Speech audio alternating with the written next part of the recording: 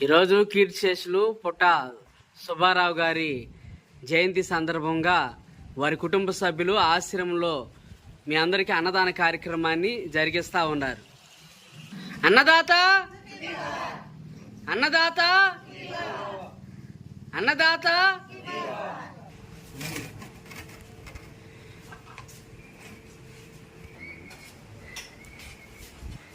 ఈరోజు వెంకయ్య ఆశ్రమంలో అన్న సమర్పణ కార్యక్రమం జరిపిస్తున్నవారు శ్రీ పుట్ట కీర్తిశేషులు పుట్ట సుబ్బారావు గారి కుటుంబ సభ్యులు ఆశ్రమంలో అన్న సమర్పణ కార్యక్రమం జరిపిస్తున్నారు.